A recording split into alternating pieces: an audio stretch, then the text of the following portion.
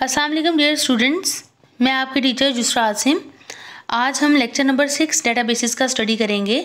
इससे पहले अगर आपने मेरे चैनल को सब्सक्राइब नहीं किया तो काइंडली कर लीजिए और बेल आइकन पर भी क्लिक कर दीजिए।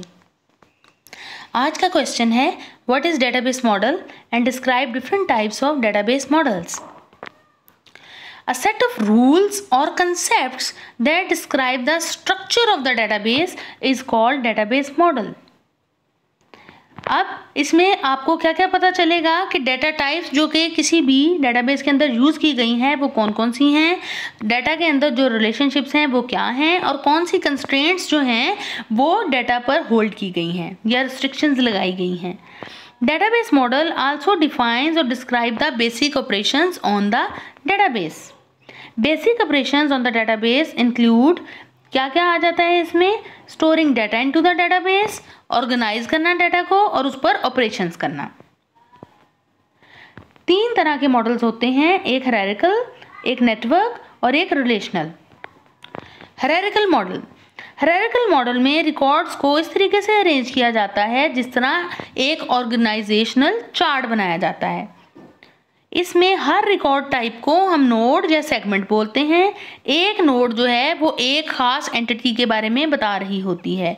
सबसे जो ऊपर वाली नोड है जो कि टॉप मोस्ट नोड है उसको हम रूट बोलते हैं, जैसे कि एंटिटी 1 यहाँ पर रूट नोड है। Term parent and child are often used in describing the hierarchical model. इसमें एंटिटी 1 के 2 चाइल्ड हैं, एंटिटी 2 एंड एंटिटी 3, और इसी तरह एंटिटी 2 और एंटिटी 3 की जो पेरेंट नोड है वो क्या है, एंटिटी 1। एक नोड के ढेर सारे चिल्ड्रन हो सकते हैं लेकिन हर जो चाइल्ड नोड है उसका एक सिंगल पेरेंट होगा। तो इस तरह का जो स्ट्रक्चर है वो हायरार्किकल मॉडल कहलाता है। Next is network model.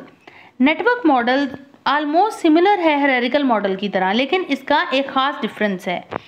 Difference क्या है कि अ चाइल्ड नोड में have a number of parent nodes. Last time हमने अभी देखा है कि हायरार्किकल में क्या रिस्ट्रिक्शन है कि वहाँ पर एक जो चाइल्ड नोड है उसका एक ही पेरेंट होगा, लेकिन यहाँ पर एक चाइल्ड नोड के एक से ज़्यादा नंबर ऑफ पेरेंट्स हो सकते हैं। Child nodes are represented by arrows. In this model a complex diagram may be use to represent the structure of the database. इधर आप देख सकते हैं कि एंटिटी 1 जो है, एंटिटी 1 की चाइल्ड नोड्स कौन सी हैं, एंटिटी 4 है और एंटिटी 3 है। और इसी तरीके से अगर आप देखें तो एंटिटी 4 जो है उसकी पेरेंट नोड एंटिटी 1 भी है और एंटिटी 3 भी है। तो एंटिटी 4 की एक से ज़्यादा नंबर ऑफ पेरेंट नोड्स हैं। Network data model was developed to overcome the limited scope of hierarchical model. Network data model provides more flexibility than the hierarchical model, क्योंकि इसमें एक से ज़्यादा नंबर ऑफ नोड्स या number of entities as a parent occur हो सकती हैं।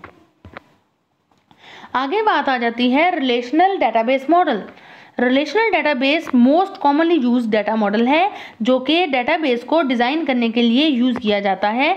ये हायरार्किकल और नेटवर्क डेटाबेस मॉडल से सिंपल है। इसमें सिंपल रिलेशंस होते हैं और एक रिलेशन जो है वो किसी खास एंटिटी के बारे में बता रहा होता है। अब रिलेशन क्या होता है, दैट इज़ सिंपली अगर मैं बात करूं तो रिलेशन को हम टेबल भी बोलते हैं।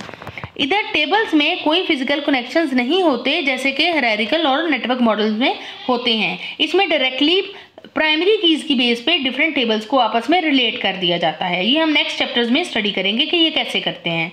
रिलेशनल मॉडल में relationship between entities is represented by a diagram that is almost similar to the network diagram, लेकिन इन एक्चुअल आप देख लें कि इसमें उतने ज़्यादा नंबर ऑफ एरोज नहीं आ रहे हैं जितने नेटवर्क मॉडल में थे। तो ये जो 3 टाइप्स हैं, 3 तरह के आज हमने मॉडल्स पढ़े हैं डेटाबेस के, ठीक है। वन बाय वन हमने इनकी डिफरेंट प्रॉपर्टीज़ को डिस्कस किया है और डायग्राम भी आपने इसके साथ करनी है। आपको आज का लेक्चर कैसा लगा काइंडली कमेंट सेक्शन में आके ज़रूर बताइएगा। Thank you so much.